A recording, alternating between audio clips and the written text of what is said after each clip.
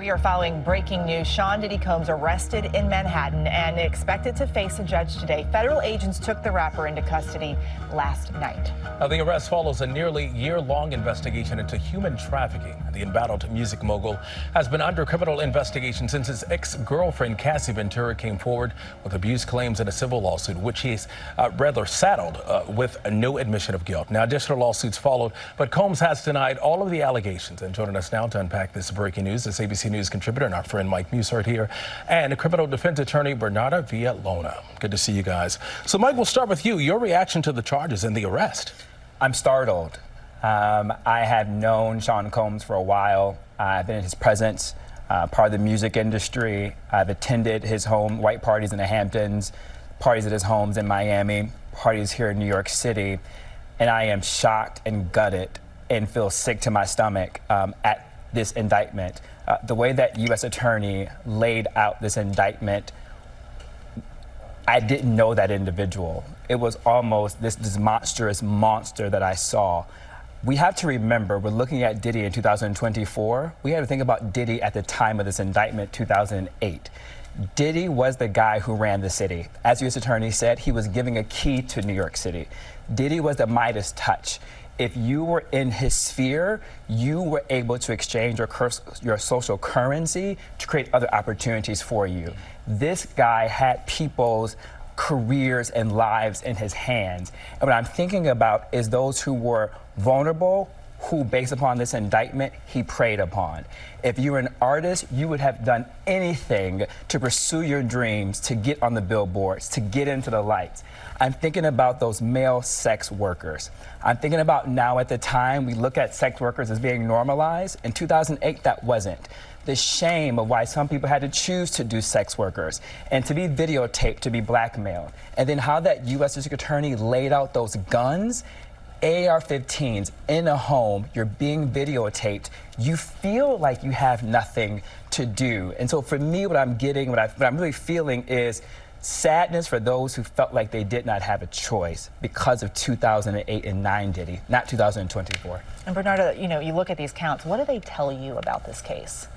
Well, what stands out to me the most is the last words from U.S. Attorney Damian Williams, and that is, we are not done. I wouldn't be surprised if there's a superseding indictment that comes months or a week or even weeks from now. And that is because the U.S. Attorney made it a purpose to let the public know that to come forward if you have information. And what I can see happening is that because the U.S. Attorney took action and arrested Sean P. Diddy Combs, that other victims are going to be empowered to come forward, and that we're going to hear from other victims. So they are not done. But yes, just has been stated, it's very troubling and very concerning. And those same facts that were stated is going to be an issue for the detention hearing for Sean P. Diddy Combs. He may be waiting for trial in custody. And Mike Combs' attorney said, and I quote, "We knew this day would come." So what does it say about Diddy's mindset before these charges dropped? I'm curious about when they say they knew this day would come. You think about over the weekend, you saw there was a photograph of him in a restaurant. I don't know if his ego was so big that they didn't know the weight or the possibility of what was to be. I'm sure they had their strategies in place and in mind, but I'm questioning, did they even know how much this U.S. Attorney had?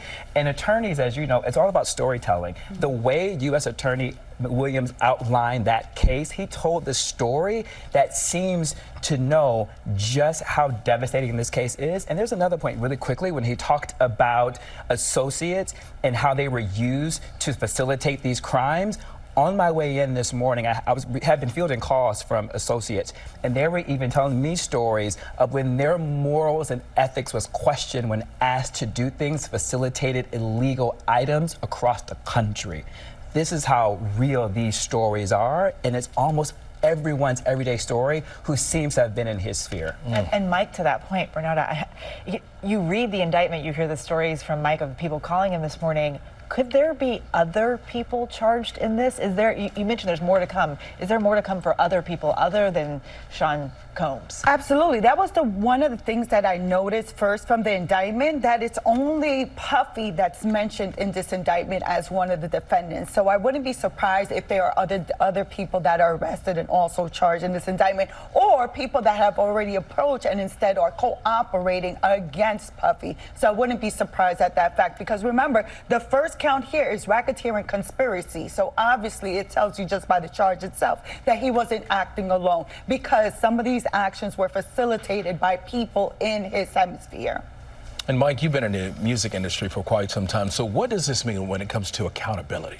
I think the music industry is having a reckoning now with Sean Combs. When you think about the Me Too movement, it began or so much in the business sector. Then you looked at the film studio. The difference with the music industry is that we have a different emotional connection with artists. We have a different emotional connection to business executives. But we're also too just not about individuals who want to be artists. DeMarco and Eva, we're talking about publicists, agents, journalists, all those who tap the ecosystem of the music industry all have a hand in this, and I think we're going to see a reckoning.